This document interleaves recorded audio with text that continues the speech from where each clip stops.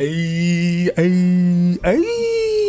So recently I made a tweet about the side games, about their battle themes, and that kind of got me into mood to just talk about them in general. So I said, fuck it, why not just let me rank the 3 side games?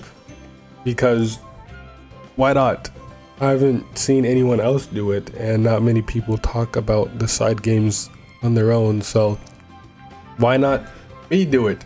And yes, I'm making a tier list of them, and I'm pretty sure y'all could guess the order already, but there's 3 spots obviously, but it's pretty obvious which goes where. But for Xenoblade, for like FC and FR, I'm just going to be using the Xenoblade 1 and Xenoblade 3 palettes, I guess. Xenoblade 3 is not even in here. Yeah, it's right there. But I'm going to just be using 1 and 3, since Torna has its own, but FC and FR don't. So I'm going to just be using those. And we're going to go in chronological order. We're going to start with FC, Torna, and then Future Redeemed to end it off. But to start, Future Connected is kind of weird. It's not a DLC story like the other 2, which is why I just said side stories and not DLC stories, because it's not a DLC story. And it's barely really even anything at all. It's like half the size of Torna and Future Redeemed. It really is just a little side story, which makes sense since it is on the Bionis shoulder, which was a scrapped area from the original game. So it's just one small area, so there's only so much they can fit into it. But I do like that they expanded upon Mellie's story a little bit in her character, because it felt like she was supposed to have a lot more character development in the base game, but they just didn't really have time for that, I guess. The whole High Entia Tomb was about the most amount of character development she got. That, and with like the stuff with Callian when he was turning into a Telethia, when he was turned into a Telethia. But Future Connected is actually very fun. I like Future Connected a lot. A lot of people have issues with it, like the characters, story, how Melly is handled, all that, which is pretty valid. But I mean, Future Connected has my favorite battle theme in the entire series. All right, so the battle theme for FC is unbeatable. All right, I've thought about it many times, and this battle theme is probably my favorite in the entire Xeno series as a whole, of everything that I've heard. So, and then just the remix of it in Xenoblade 3 with Brilliant Wings is amazing. I like the original better, but the whole jazzy feel of it in 3 is incredible. Gaelgar is a thing, so I mean, what else do I really even need to say about him? But overall, the story, I mean, it's we thought it was going to like set up and hint at Future or Xenoblade 3, which it kind of did in like dialogue options, but like nothing too big. Like the story didn't really hint at anything except for like fog beasts, and then they didn't really even make a return. They came back in Future Redeemed, but even then they weren't a big you know, point in that game, unless the fog beasts are a thing because of Alvis, because we know when we fight Alvis at the end of Future Redeemed, he comes out of like a fog beast hole. So maybe Alvis is responsible for all the fog beasts, and which is why we don't see any in base game 3, because after we beat him in Future Redeemed, you know, where else are the fog beasts gonna come from? So we don't see them in base game. Okay, wait. So maybe, alright, so maybe the fog beasts are because of Alvis. So I guess Future Connected kind of was hinting at the whole Xenoblade 3, because fog beasts were happening, Alvis was nowhere to be found. So okay, maybe I was sleeping on it, and it was hinting at Xenoblade 3 a little bit.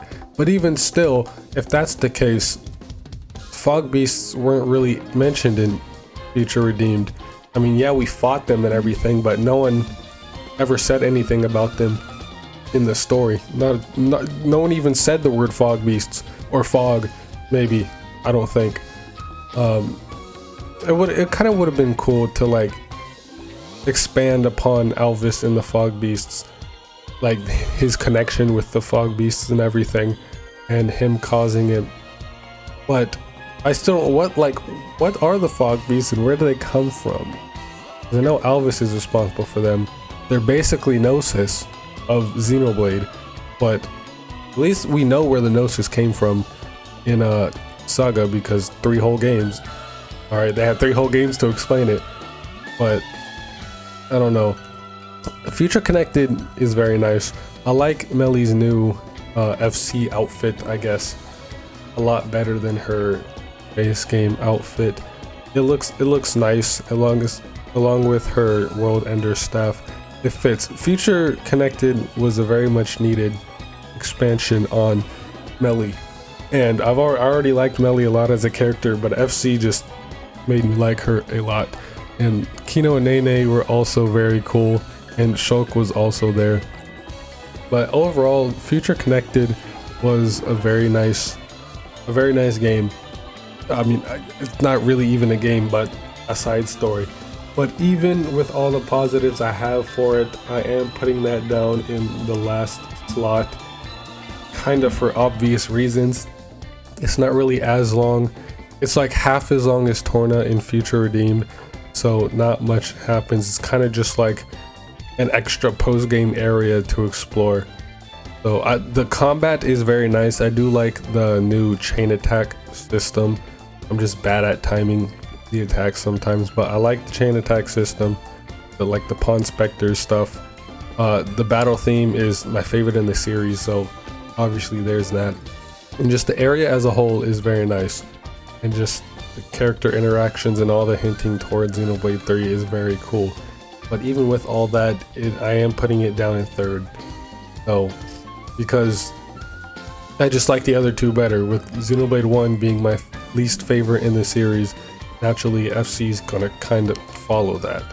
But next we have Torna, and I mean, come on, we get playable Mithra. That's all we really need to know. All right, that's enough to put it in the top spot in and of itself.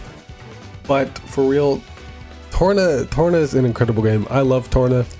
It's the one I have the most hours into of all the side games. Torna I have the most hours into, which of course naturally that's going to happen since Xenoblade 2 is my favorite game of all time. Of course I'm going to have a lot of time in Torna as well, especially with all the challenge runs that I do for it. I do have another challenge run coming for it because I did Mithra and Bridget only. I want to see if Jin only is possible, so I'm gonna start working on that whenever I finish my Xenosaga 2 challenge run, which I'm like halfway through right now, and goddamn, this shit is not easy. So give me like another month or so and it should be out.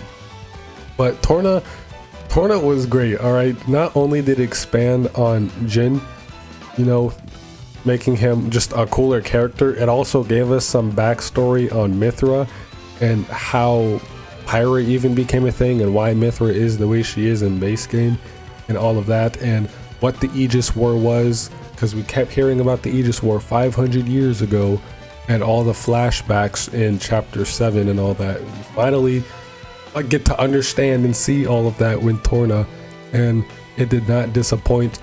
Right, Torna also has a very nice jazzy battle theme, which seems to be a staple for the side stories, just having jazzy battle themes. But the music overall in Torna is also very nice.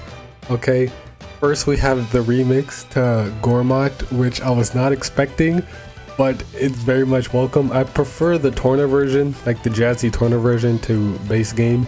And just Oresco, but the theme of Oresco, you can't listen to this and tell me that you don't feel something.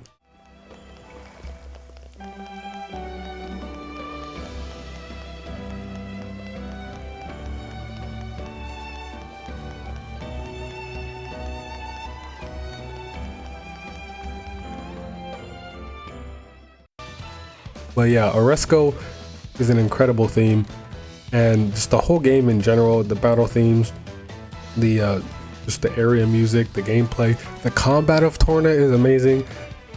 I prefer the Torna version of combat over a base game. The Vanguard switching and blade switching is so cool.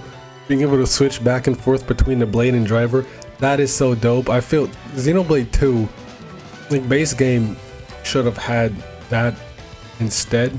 I do like what we have now, just having the driver with 3 blades, switch between the blades, but being able to also switch between the drivers and blades would be so cool. Like imagine fighting as Cosmos. That would be so dope. She's just got her 2 big ass Zohar cannons just blasting away. That would be very cool. Alright, or playing as Poppy Cutie Pie, that would also be hella dope. But I can understand why there's what 50 something blades, like 52 blades, so they'd have to create a unique playstyle for all 52 blades. Alright, was that 57 playable characters? That's kind of a whole lot. Alright, this isn't Smash. Alright, it's a Xenoblade game. There's not going to be that many characters. Even Xenoblade X only had like what 19 playable characters, and Xenoblade X is massive, so it's kind of natural for a game like that to have that many characters. But Torna was great. Alright, it made me love Jin even more. It made me like Mithra even more, and even the other characters. You know, we also got some more backstory for Bridget, which I enjoy. I love Bridget. She's also a great character. Playable Bridget is also nice. We finally got to see who the hell Adam is, and he's a goofball. I love Adam. Malos was great in Torna. You know, Laura, I love Laura too. Hayes, like everyone. Hugo, everyone's there. Alright, Aegeon is still kind of a letdown, but that's fine. Everything else about Torna is incredible. The super bosses, everything. A big like controversial point for Torna though is the community system, and like the community basically roadblocking you from the story until you get a certain level of community.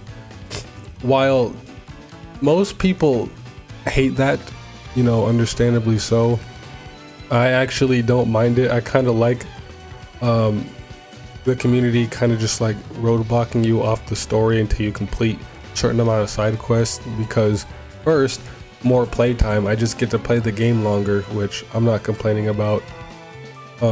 I love doing side content anyway, and I do more side content than main story content, so I would just have naturally gotten very close to the requirement just from naturally playing the game, and it just lets me explore the world and everything even more. But it does get a little repetitive and tedious on, you know, subsequent playthroughs like speedruns or challenge runs. I've had to do that community shit, you know, quite a few times, and it does get a little annoying. But on a first playthrough, it's great. I mean, I enjoy it. I think I'm the only one who does, but I don't mind the community roadblock. Which, you know, may be controversial to say, but I don't really care either. So overall, Torna is great. I don't really have any complaints. One thing though, I just remembered, I would probably like Torna more than base game if it was just longer. Alright, if it was not the length of Xenoblade 2, but like 20-30 hours shorter than that, then I would it would probably be my favorite. I'd probably like it more than base game, because base game's around like 60-70 hours. Torna's around like 15 to 20 hours. So if it was like around, you know, 30 to 40 hours long, that's still pretty damn long. So, and all of that for just a DLC story, then everyone would have their hopes up for Future Redeemed. But if Torna was just a bit longer, I would probably like it more than base game. But I really do like what we already have so far. So time to rank it, and to the surprise of absolutely nobody, Torna gets the #1 spot. I mean, it's just obvious. It's the DLC story for Xenoblade 2, which is already my favorite game ever. And I just love everything about Torna. It's great, alright? And now Future Redeemed, we might as well rank it now since we already know where it's gonna go. Second spot. Future Redeemed was the big crossover game that we should have gotten from the beginning, because we kept hearing that Xenoblade 3 was going to be a mix between 1 and 2. So we thought this was going to be the huge crossover game that everyone's been waiting for. We're going to see Rex, we're going to see Shulk, we're going to see everybody here. And then we just didn't. I mean, Melly and Nia got in. That was some nice fan service, but that's about it. I guess Poppy was there too in the picture at the end of the game with Rex and the crew. So, I mean, with how much Xenoblade 3 was supposed to like connect 1 and 2, it didn't really do that a whole lot. It was kind of just more of its own thing, except the two worlds recombined, and then that was really about it. The main focus of the game was Mobius. Didn't really have anything to do with Xenoblade 1 and 2, so that kind of threw people off a little bit. And then the ending where the world splitting back apart also rubbed people the wrong way. I didn't really mind. The ending, I didn't really care. I mean, the ending was cool and everything, but the world splitting apart again and the party, you know, splitting apart, it was a nice sad moment, but that was about it for me. I didn't really care, like, oh my god, the world split apart, why couldn't they stay? I just enjoyed the ending. All right, we finally got a new Xenoblade game. It was still unreal that Xenoblade 3 was real. Still trying to grasp that fact that it was actually real when I was playing it. But yeah, it wasn't as big of a crossover between 1 and 2 like we were expecting. And then Future Redeemed came out and kind of fixed that. Rex and Shulk showed up. All right, there's fucking Alvis right there. What the hell? What's Alvis doing? And it was great. It was great. I liked Future Redeemed a lot. A lot of the new characters. Matthew grew on me. I like A lot. Obviously, y'all know I love Nael. So Glimmer is cool. I still want to see Mithra's kid. Where the hell are they at? It's not Dirk. I don't care. I'm not. No, I don't believe that. All right, everyone's like, oh my god, Mithra's kid. It's Dirk. It's Dirk. No, that's stupid. That's a dumb theory. I don't care how much evidence it has. It's stupid. I don't believe that. I want to see Mithra's actual real child. But just the story of Future Redeemed was kind of weird, because the main story of it was like finding Nael, but then we also had all this Alvis stuff going on too. So it was cool. I like Future Redeemed a lot. You know, we got a new region that was in Ionios before. You know, the Sin Omnia region, that was the center region. So in Xenoblade 3, we're like, oh, why is there just this big ass hole in the middle of Ionios? It's like a giant circle, which, you know, kind of represents Ouroboros, which is the whole theme of the game. And then Origin was sitting right in the middle of it. That's because Origin crashed down into Sin Omnia and destroyed it. So that region was cool. We got to go back to Colony 9. I was hoping maybe we'd see like a section of Fawn set. You know, since we go back to Rex or Shulk's hometown, maybe we go back to Rex's hometown and we saw like a little snippet or a little remix of Fawnset Village. That would have been hella cool, but obviously that didn't happen. The music of all the areas was incredible. The new battle theme, of course, is like a really nice jazzy theme. The characters, the cameos, everyone, like all the descendants. We had Glimmer, Nicole, you know, Panacea, Riku, Linka. So it was great. This was the big fan servicey crossover we were expecting. This is how it should have been the entire time. And then the ending with Alvis, and he had his big like alternate form, which looked like Deus from Xenogears. So that's a nice little callback to Xenogears at the end of the series. It's great, but Future Redeemed was incredible. The fan service, I loved all of it. It was great. Okay, everything about it. We finally got confirmation that Alvis is Ontos. So everyone who was still in disbelief, even though F or DE kind of confirmed that when he had the Aegis core, somehow people still didn't believe. This game cemented it. Like, yes, motherfuckers, Alvis is Ontos. All right. It like point blank right there is said it right there. We got that whole section with A, Rex, and Shulk where it talked about Trinity Processor, Alvis, well, Alpha, but it's still Alvis. Alvis is Ontos. So I don't know how anyone could still disbelieve that. All right, that whole section, I loved that section where they just dropped a bunch of Trinity Processor and Aegis lore because, you know, it's some Xenoblade 2 stuff. So obviously I was paying attention. Then that little flashback at the camp where it had all the flashbacks from the Xenoblade 1 and 2 world. That was great, seeing the Xenoblade 2 party in Future Redeemed with Pyra and Mythra right there. Then we saw Neo, there's Bridget, Morag, Torna, everyone was there. Zeke, it was great. And then, but don't even get me started on the ending too. The ending where it was just like a montage, a culmination of the entire series. It went from Xenoblade 1, 2, and 3, and the credits. Those credits are phenomenal. Those are the best credits in the entire series, which makes sense because it's, well, it's not the last game in the series, but it's the last game in the Klaus saga, I guess. Xenoblade 4 is going to be very different. As I've already covered, I made a video on that, but in case y'all didn't watch it, there was an interview with Takahashi, and he was saying how he wants Xenoblade 4, or whatever the next Xenoblade is, so it could be X2, it could be 4, whatever, to be vastly different from what came before. And it will, it'll like blow our expectations away. It'll be vastly different from what came before.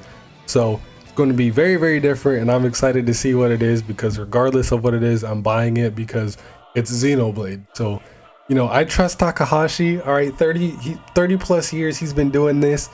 Xenogears, Xenosaga, Xenoblade. He hasn't missed a single time. All right, so I'm faithful. I have all my trust in Takahashi that they're going to make the next Xenoblade amazing, even though it's going to be very different. A lot of people want Xenoblade 4 to be like the culmination of, like, see what the rejoined world is like, because at the end of Future Redeemed, the world's rejoined, and people want Xenoblade 4 to be about that and see what's going on there. Well, that would be cool and all. I would rather prefer Xenoblade 4 to be its own thing. All right, Klaus Saga has been going on for a long time, and Future Redeemed was the perfect wrap up to that. So I want to see something brand new, completely new characters, completely new areas, themes, everything. So, and that looks like that's the direction they're going. And we're still not even done talking about Future Redeemed, because at the end, we all saw it. All right, we all saw it. Those Xenosaga references and potential Xenoblade X reference. The X one is kind of iffy because Project Exodus, that's, even though that was a Xenoblade X thing, it was also kind of a Xenosaga thing, and just Exodus is a very popular name to give to projects like that and just media in general. So Xenosaga had a similar Project Exodus. I don't remember exactly, but given like the other Xenosaga references we got, that was probably hinting at Xenosaga.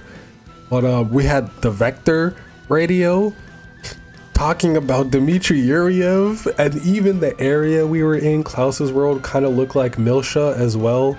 So they were going all out on them Xenosaga references. And then at the very end, and we saw the blue dot slowly falling towards the planet, like, come on, bro, that's Cosmos, right? That's Xenosaga 4. At the end of Xenosaga 3, we saw Cosmos floating, her broken body floating in the space towards presumably Lost Jerusalem, which aka Earth.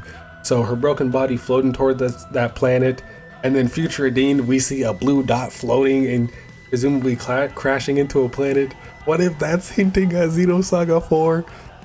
Alright, I made a video forever ago, but maybe Monolith really did get the rights to Xenosaga from Namco, or at least Namco let them use the rights to create, you know, Xenosaga Remaster, Xenosaga 4, because that's like the perfect lead from the 3 ending into a 4 opening. It's great. Alright, we're not doing this again. We're not doing this again. I already been on this whole hype train about Saga stuff, but Future Redeemed really is like the culmination of the entire series, and this is the big crossover game we've been waiting for and expecting since 3 was announced. So it's a great way to end off the series for now. Like, Xenoblade's not over. This is just like a stopping point. It's not really ending, but it's like a stopping point, at least for the Klaus saga. All of that is put to rest now. But okay, no, I'm done. I was gonna start theorizing and speculating on the Xenosaga stuff again, but I've already done that. I got more thoughts on that. I'll make a different video. This isn't the time for that. I'm just hyped about the Xenosaga stuff. But yeah, Future Deemed was incredible, but I do like Torna more. Future Deemed was a better game, not even to mention all the quality of life stuff with like the Enemypedia, the Collectopedia, and then percentages of the completion on the map. Just so many quality of life stuff in the game, and it was great. I do like the Unity pairings for in Future Deemed, since, you know, obviously there's no Ouroboros. I feel like Torna improved on the 2 combat system better than 3, or Future Deemed improved on the 3 system. It didn't really change anything except for Unity pairings. Everything was largely exactly the same, as to where Torna, we got a whole new like Vanguard system, and then we got like Vanguard arts, and just the whole system in Torna, the combat system was a huge improvement too, as to where Future Deemed kind of didn't really change anything. I mean, it didn't need to, but I just like Torna a lot. So as much as I like Future Deemed, I just like Torna a lot more. But yeah, that's my list. So ranking all the side games, I would put Torna at 1 at the top, of course, first, Future Deemed, and then Future Connected. I don't think this is a controversial list. I'm pretty sure most people would probably have Future Deemed, Torna, then FC, but I'm confident with this placement. I love the side stories. I love Xenoblade. This series is fucking amazing. Changed my life. Like, I wouldn't be here right now making this video if it weren't for it. So I'm grateful for this series and all the like new people that I've met in the community and all the connections I was able to make and all the new friends.